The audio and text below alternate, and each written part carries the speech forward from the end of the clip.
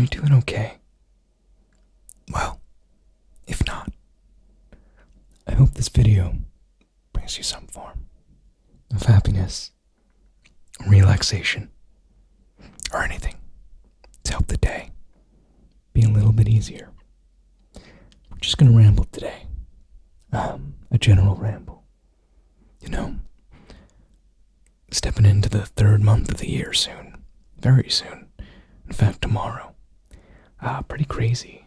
I got the lights turned green. You know, March is a very green month. It's a month of, rebirth in a way. The ending of winter into spring. It's a great month. Big fan. Recently I've been kind of just getting stuff for the place. As you can see, I have a green background right now. I got some smart light bulbs. I just got my tax return, so I just ordered a bunch of stuff for my place. Some new sound paneling for behind you. Some new sound paneling for behind you. And then eventually there's going to be some right over here, over my bed. But I'm trying out a company that I've not heard of before. And off the top of my head right now, I can't remember the name because I've again, not heard of them. But the Sweetwater rep recommended it. And it's going to be interesting. I'm going to try it out. They're not, you have to use Velcro to hang them up. I think that's really interesting. So that's also cool because it'll be easier to move going forward, because these over here, those you can't, like, they're not repurposable, they're not reusable, so they're just here for this house. When I move next time, or next time I buy a place, these will be more they'll just be nicer. Maybe it was clear sound, something like that. But it's at the 36 by 22 inches, and a 2-pack was like $130. I was surprised. That's pretty good for that size of a sound paneling.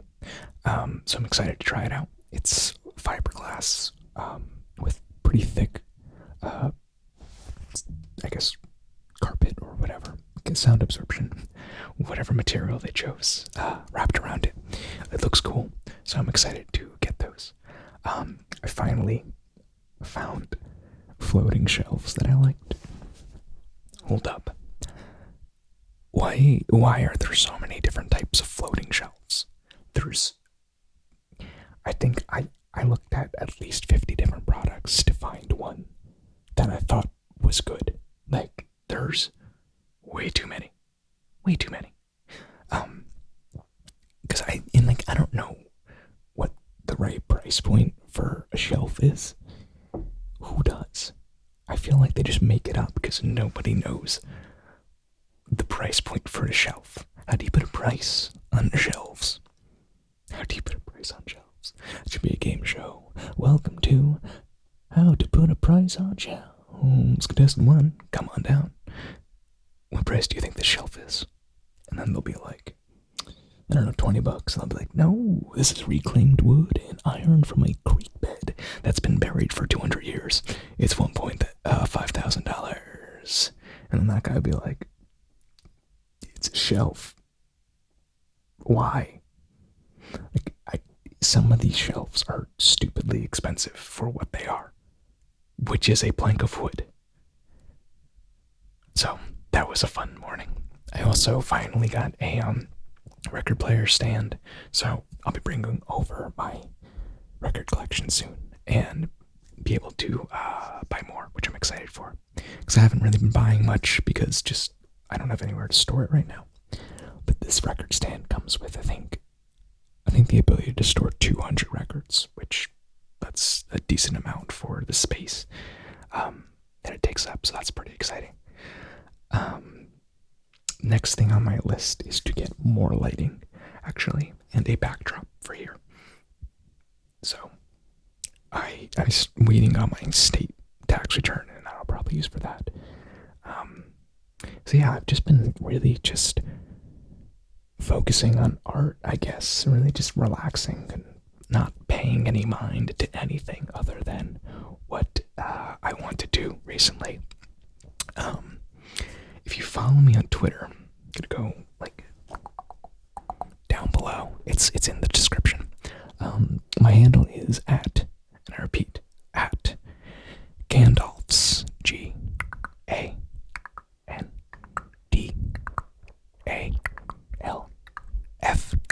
GANDALFS underscore balls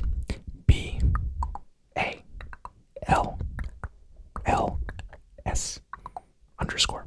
So there's 2 underscores, one between Gandalf's and one after balls. In total, it's Gandalf's balls. I repeat, my Twitter handle is Gandalf's balls. So I post most of my art on Twitter or Instagram. That's also in the description below. And I've really just been doing art, just a lot of art. I finally kind of got over the, I guess, anxiety you would call it, of caring about what other people think of my creations, whether it be music, art, or even these YouTube videos. I kind of, for a very long time, lost myself, and you probably can see it. I mean, I've been talking about it these past few months of videos. Just becoming a new person, basically. And now I just kind of focus on what I like, and I don't really take other people's opinions at all, because I trust myself again. I trust my own heart and my own gut to at least do the proper research myself and find things that work for me. I think it's really important. I think it's important to really do self-reflection. I think a lot of people don't do self-reflection and don't look back on their lives at all. Or they do, but only the good moments. I think you have to really go through everything and accept all the pain that not only you went through, but that you caused yourself, And that also entails just holding on to pain that other people caused you. Or not called you, but it did to you, or whatever. If you hold on to that, that's holding on to pain. It turns from someone who hurt you into hurting yourself. And I think it takes a lot to realize that, and it's not easy. It's very, very, very, very, very, very difficult to deal with emotions. And most people don't. But I'm finally past that stage. And it's awesome. I can't believe the person I was compared to now. It's like a new understanding of just how the world works and how things work. I'm reading more than ever. I am just creating, as I said, more than ever. I'm cooking. Oh, you know what? I got a NutriBullet. Now, your boy loves a good milkshake and a good smoothie and a good anything that's blended up. And I was using this really, really, really bad, not Black & Decker. It was something else, but it was like a known brand. But it was a terrible blender. It broke almost immediately. But I was still using it, broke. But eventually it just started leaking. That's when I was like, okay, I need a new blender. And then I went to Bed Bath & Beyond. Forgot my coupons. First off, if you're a Bed Bath & Beyond connoisseur, you're probably yelling at your screen right now. I know. I think I even had a 40% off of something. I know for a fact I had a 20% off of everything. Needless to say, I forgot my Bed Bath & Beyond coupons. But I went, got a nice NutriBullet, $80, got the top of the line, because I use it every day. When I say I love smoothies, I mean, that's usually what I have for lunch, is a nice smoothie.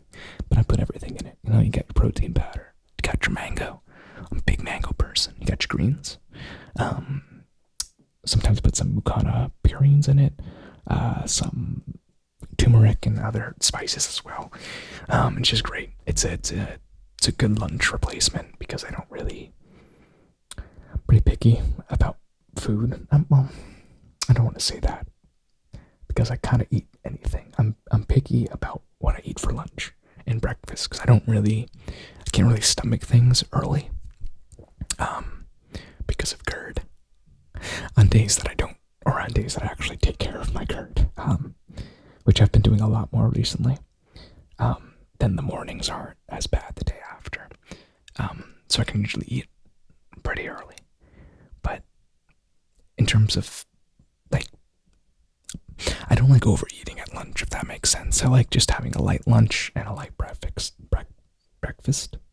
Sorry, I can't talk, which you know by now. You know I can't talk. So I like having just like a breakfast bar, like 10 a.m. and then a smoothie for lunch, and that usually can hold me over to dinner time. I eat pretty early actually. I like to eat around 5:30, and that's partially because of GERD, because usually I have to stop eating at a certain time before I go to bed so that I don't wake up with a burned larynx. It's not fun. And you know, a lot of people are like, that you can get rid of that. And no, it depends. Some people, like me, it's not because of the way I eat, and it's not because of if I'm overweight or anything. It's because my actual the bottom of my esophagus does not close. I actually have like the medical part, not like it's not just indigestion. I can get surgery to fix it, or I can just be careful. And I prefer to do that because I don't want to any type of surgery that involves going around here. Because I'm a singer, it just scares me, you know. But yeah, I mean, it flew by, absolutely flew by these past 2 months, and you know, not in a bad way for me. Because it just, you know, I was just doing a lot of stuff, playing a lot of games, making a lot of art, dabbling in music. I haven't had that stride to really do something new. But you know, it's coming. I've been toying around with a few ideas and stuff, so I'm excited for that when that eventually comes to fruition. I'm really excited for it not to snow anymore, which is strange because winter's my favorite time of year, but when it snowed the entire month of February, and like there really weren't any off days that were at least nice to go hiking. There's a few, like if you follow me on Instagram, you would have seen. But I'm a person who just absolutely loves being in nature all the time. I live near mountains. They're probably hills compared to most. But I'm always, you know, hiking and just chilling. I just love being in nature and just connecting with the earth. So again, I apparently have become a hippie. I don't know when that happened, but I'm cool with it. No, I'm just joking. You should always connect with nature. It just feels so good to clear your mind, and weirdly enough, you look through your eyes and hear through your ears, and you just be. It's magical. Big fan of it. Yeah, it's been a crazy year so far, hasn't it?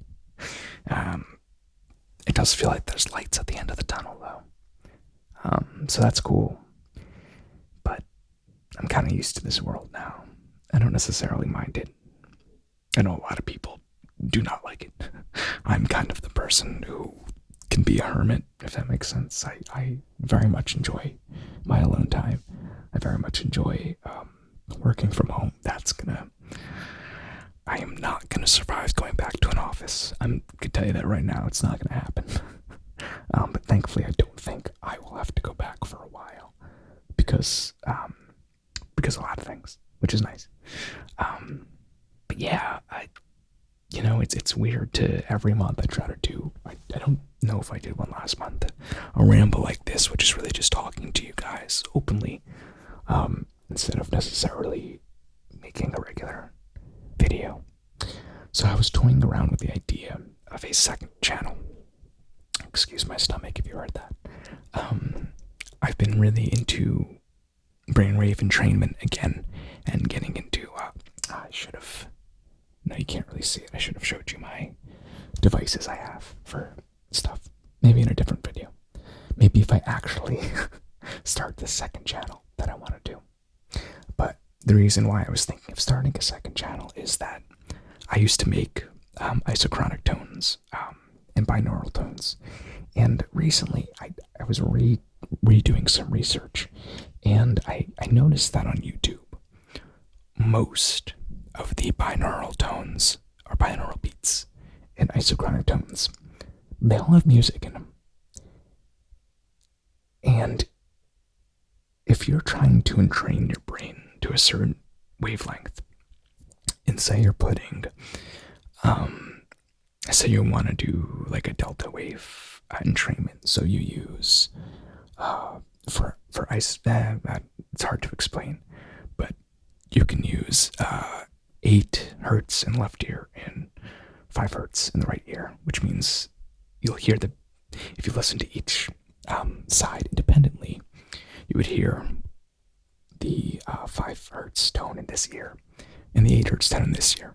When you put them together, that's when you start hearing that wavelength, or that beat in between, which would be a difference of 3 hertz, which is what you're trying to get your brainwave to focus on. Now, harmonics, notes, and tones in musical pieces, to my research, would affect that, because your brain is not only focusing on the entrainment from the tones on left and right, but also the music going on in the background, which is going to have different hertz frequencies within itself. So I can't find anywhere whether or not music would disrupt the actual entrainment process and either make it harder to get to or even nullify it completely. So what my idea is that I'm going to do a channel that's just pure binaural beats or pure isochronic tones, and probably have a little journal based on my experiences with those beats and tones, just because I like experimenting on myself. So I figured I might as well bring either you guys, if you want to join, or people who are interested in that stuff, along for the ride. I'll let you know if I end up doing it or not.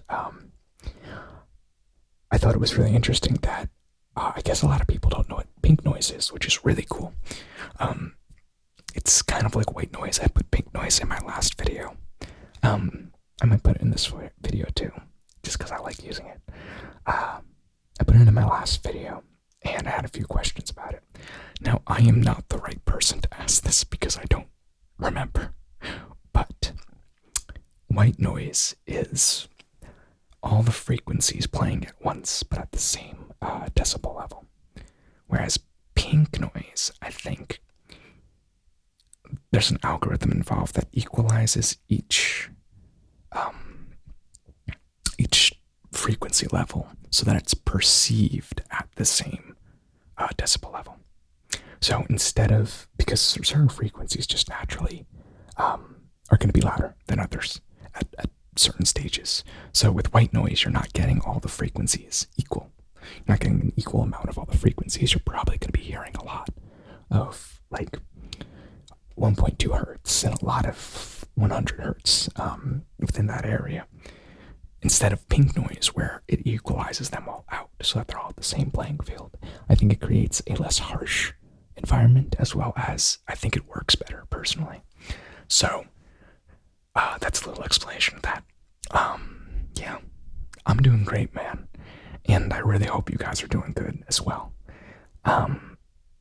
Remember to just be true to yourself and to follow what you love, and to really just be conscious of the way you talk, and especially the way you talk about yourself to yourself. Self-talk is one of the driving forces of struggles with mental illness. I know I did it for years where I would constantly say, oh, I can't do that, I'm not confident enough, or I can't do that, I'm overweight or too fat or something like that. And I realized how much that, or after reading a lot about it and after going through therapy, you know, that's one of the driving forces of a lot of mental health. So be kind to yourself, really. Just be kind to yourself. And I'll see you guys in the next video. I don't know what I'm going to do yet. I'm thinking of bringing back this sort of ramble video as a weekly thing, but I don't know if I'll have much to talk about every week, because a lot of times I'm just doing art all week. So maybe I might keep it at a month. I don't know. I haven't decided. Either way, thank you guys so much for sticking around with my weirdness, and I'm glad you guys are here. If you haven't already, and you're still watching this video, if you can, just click that subscribe button, and ring that little notification bell. And tell your friends about my channel if you like it. You know, I can't grow without your guys' support. So thank you so much, and I will see you guys on the next video.